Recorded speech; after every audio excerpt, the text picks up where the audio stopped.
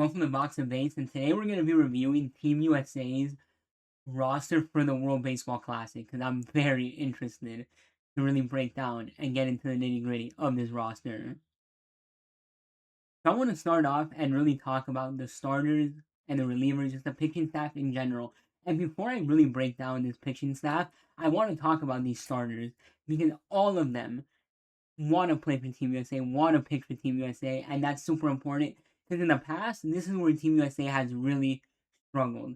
So first of all, with Paul Skeens, he went to Air Force, and he really wants to pitch for Team USA. Like, he was on board from early on in the 2025 season, and he said that he wants to pitch in every single World Baseball Classic during his career. That's huge. Someone like Terry Skubal, he hasn't directly said anything that's quotable, but he did say that, well, not he didn't say anything. He basically made a statement by joining Team USA in his walk year, in his free agency year, meaning he has 1 year left on his contract with the Tigers, and then he's bound to get paid. A lot of pitchers tend to pull out of the event when that happens because they don't want to risk injury and they don't want to risk potentially losing a future contract. Eric Tubal said, "I don't give a damn. I'm pitching for USA." Logan Webb, he was somebody who was supposed to pitch in 2023, didn't, and the Giants seemingly didn't want him to pitch in this one in 2026, but he came out and said during FanFest, during a fan event that they held the Giants, that he had his opinions. The front office of the Giants had their opinions, but it was ultimately his decision to want to play for the USA. And then Joe Ryan, again, somebody who didn't directly say anything about, directly quoting him or anything, but he already pitched at the Olympics back in 2020 for this team, and he's doing it again now as a professional at the biggest event, which is the World Baseball Classic. And then you have a ton of relievers that are just amazing names to have on here. Best closer in MLB, or one of the best closers in MLB anyways, in Mason Miller. And you have David Bednar, who's a really good closer. Might be underrated, honestly. I understand he had his struggles with the Pirates early on in the 2025 season, and then they traded him to the Yankees mid-deadline, at the deadline. But honestly, I think he's a very solid closer. He probably is going to be the closer for the Yankees, and he can probably be a setup man in this bullpen for Team USA. Then you have Griffin Jackson of the Tampa Bay Rays, and he's another good one that I really like. I think he's underrated. People don't give him enough credit. And also, similar to Paul Skeens, he is a reserve captain in the military, so that's pretty cool. Then you have Clay Holmes, who honestly, maybe not the best name, maybe not the most sexy name, but he had an okay year starting for the Mets, and I think he should be a decent arm in that bullpen. And then you have Garrett Clevinger, who's a nice left-hander from Tampa Bay Rays, who I really like. He could be a lefty option if you need to get through lefty spots in this in a lineup in general. Then you have Clayton Kershaw of the Los Angeles Dodgers, who officially retired after the 2025 season, but he's giving it one last go. Unk has one last opportunity here with them, to go and play for Team USA. He was supposed to play. Well, not that he was supposed to play. He wanted to play, and it was known that he wanted to play during his career, but I just think the Dodgers might have held him back and didn't want him to play. Then you have Nolan McLean from the New York Mets, who was sensational ever since he debuted in the second half of the New York Mets. He was great for them. I think this is a great experience for him as a young pitcher, and it's just a lot of fun that he's going to be on this rotation. And then after that, you have Gabe Spire, who's a really big lefty that broke out for the Seattle Mariners in 2025. Again, he can be a lefty specialist along with Clevinger right here, which is honestly something I really like a lot. And then you have Garrett Whitlock, who I think is just a phenomenal bullpen arm. He was one of the first bullpen arms announced, and I really like this move a lot. Again, another solid righty in that bullpen. A lot of these guys are underrated, and I don't think they're very well known, but they are very great options for Team USA. And last but not least is Brad Keller, who recently signed his offseason with the Philadelphia Phillies, but last year with the Chicago Cubs, he honestly broke out in a big way, and I think, again, somebody who's a high leverage bullpen arm on this USA staff. But where I really want to get in depth is talking about the starters on this team. Because you have Paul Skeens, Terry Skubal, Logan Webb, and Joe Ryan. First of all, I think that because USA is playing Brazil and Great Britain in the first two games, you should not use Paul Skeens or Tarek Skubal. I think that should be where Logan Webb and Joe Ryan pitch. Because in game three, I would say you can go either way with Skeens or Skubal. Because in game three, they're playing Mexico, and historically, Team USA has not pitched and not played very well against Mexico. And honestly, I think that's a game that they really need to focus on. Circle in group stages and be like, this game we cannot lose. And that's where I think you got to go with Skubal or Skeens. I lean towards Skeens pitching that game because I really do think that he should be like the ace of this team, and him pitching versus Mexico like cements that.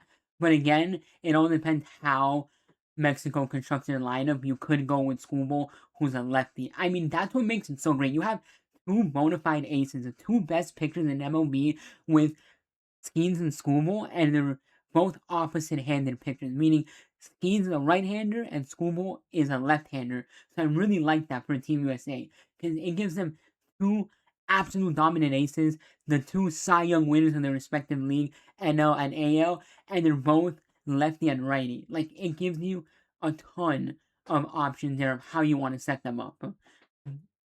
So that's kind of how I view the pitching, and it's honestly going to be Team USA's strongest pitching staff and they've ever had at any World Baseball Classic.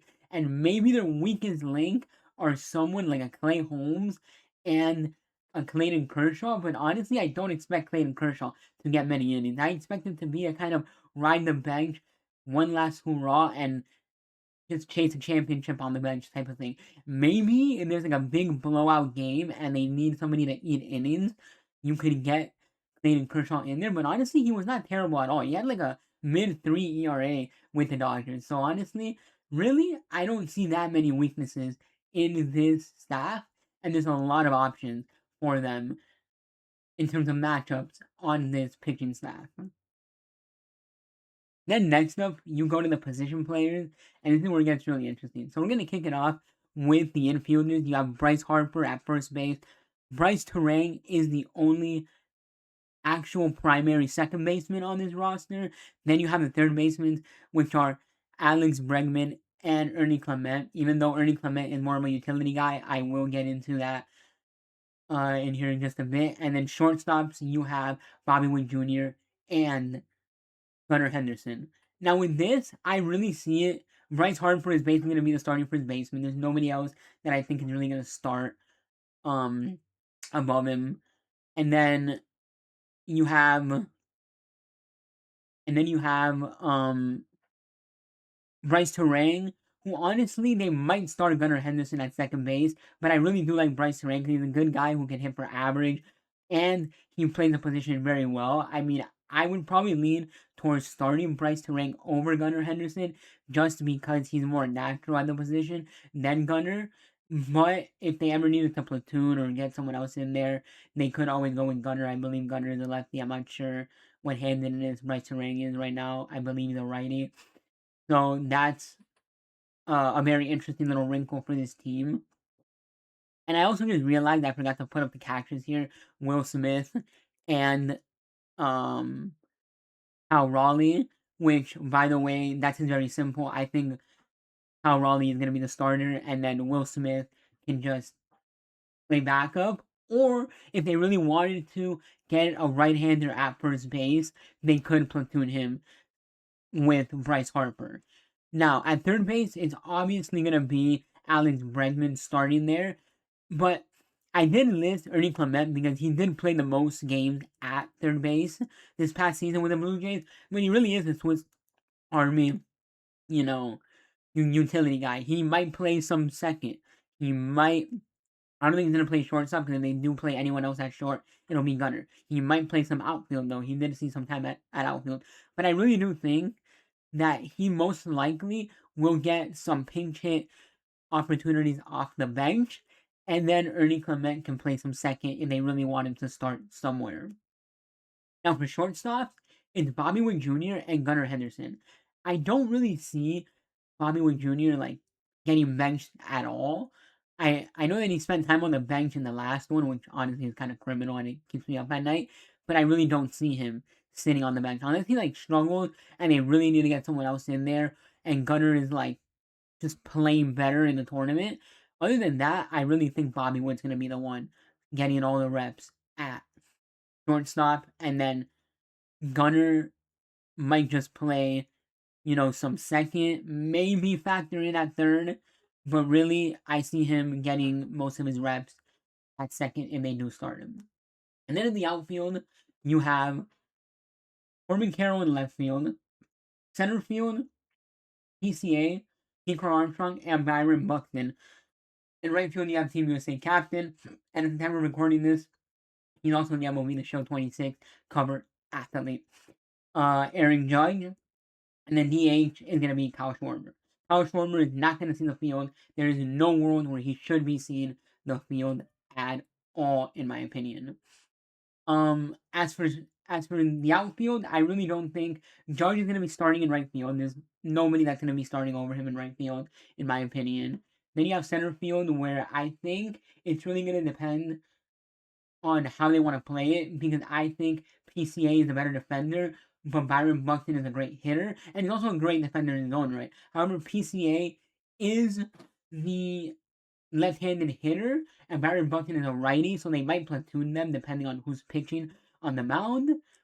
And the Corbin Carroll is just going to take over left field unless they add another outfielder to this team that could potentially play in left field, because they do need to fill out two more spots, which is a third catcher and a left, and then just another outfielder in general. But realistically, I really think this is probably one of Team USA's strongest just overall teams. I mean, at first base, they could have gone with guys like Matt Olson and Nick Kurtz, but honestly, Bryce Harper is a great one. Not elite, if you know his debate or his little back and forth with his manager, not his manager, general manager, Dave Dombrowski. So that's really interesting. Maybe it'll fuel him to just have a monster 2026 season, and it'll start with the World Baseball Classic. And then, like I said, they need to fill out some final spots on this roster in general. So I kind of threw some options, and like I said, it needs to be an outfielder and a catcher in the last two spots they don't have filled yet, which I threw up here my home run picks, the picks I would love for them to, just see signed immediately put on this team would be Kyle Tucker and Patrick Bailey. Why Patrick Bailey? Because Patrick Bailey, even though he has a weak stick, he's a very great defensive catcher, and maybe late in game, if you really need a defensive catcher behind the dish, he would be a great pick right there. And Kyle Tucker, he's been on Team USA before.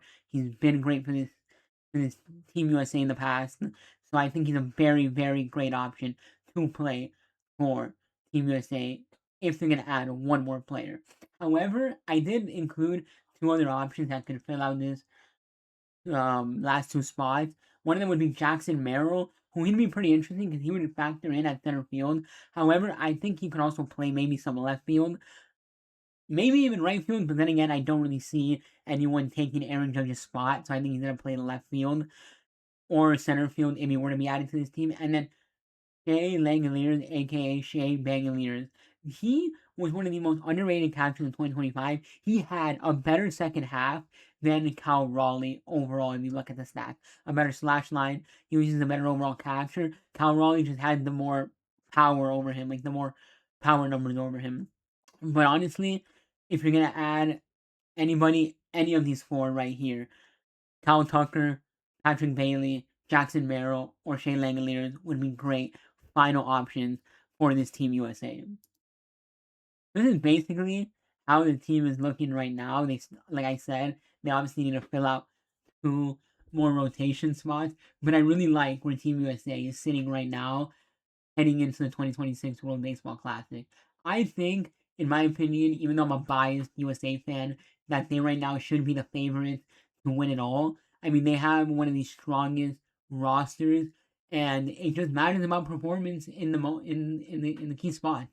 I mean, already when they announced Paul Skeens and then they announced um Aaron Judge, like this is already shaping up to be one of the best teams ever. But I just really want to reiterate how strong this pitching staff is, and it's one of the main reasons that you should feel super confident of Team USA heading into this World Baseball Classic. Because I mean, again, getting Paul Skeens was already amazing. I never thought they were gonna get Tarek Skubal just because he's a Scott Boras client. They were heading into his free agent, walk year, and I'm like, I don't see it happening. They're going to advise him to not play of injury risk. And then I was always hopeful, and I really was clamoring for um Logan Webb to get signed to this team because I was like, yes, we need Logan Webb. He's a very underrated pitcher in my opinion. A lot of people don't realize just how good he really is. And he just fills out this rotation very nicely. And a lot of people I think underrate also Joe Ryan. He may not be the sexiest name to ever appear on a pitching staff, but honestly I think he's a very, very great pitcher. And then, this bullpen again, headlined by Mason Miller and David Bednar. David Bednar has played for Team USA in the past, and I think it's just probably the best pitching staff Team USA has ever put. From starters to relievers, it looks absolutely amazing. And I just realized I forgot to add Matthew Boyd to this um bullpen. So I really want to add Matthew Boyd in here. I really forgot to add him. But yeah, Matthew Boyd is somebody else who is gonna be on this staff, and he broke out in a big way for the Chicago Cubs. He's somebody who's dealt with injuries, Matthew Boyd, and it's been kind of back and forth with injuries the last few years. But honestly, another great um option to have in his bullpen.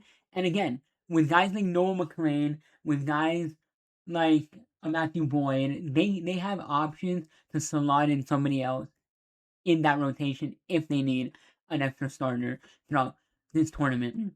And again, here you finally see pictured Cal Raleigh and Will Smith will be the catchers.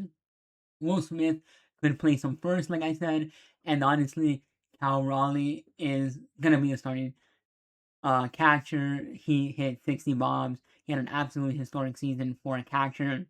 Set the record for most home runs by a switch hitter, passing Mickey Mantle. Absolutely amazing. And then when you just get to all these position players, it is easily, in my opinion, the best roster that Team USA has ever, ever, ever had. And I simply just cannot wait to watch him take the field. Again, sorry for forgetting Matthew Boyd right here. And I'm just super excited. So you guys let me know your thoughts on Team USA. Let me know in the comments below who you would fill out for that final two spots. It needs to be an outfielder and it needs to be a catcher. So yeah. Thank you all for watching this video. Make sure to subscribe if you love the World Baseball Classic, if you love baseball in general. And I will catch you guys in the next one. I will most likely be doing my next video, a ranking of my top 5 teams of the World Baseball Classic heading into the 2026 Classic. So make sure to subscribe and stay tuned for that. I'm just waiting for final rosters to come out so I can fully evaluate all those 5 teams that I'm going to put in my top 5. Yeah, thank you all for watching, and make sure to subscribe and share this video.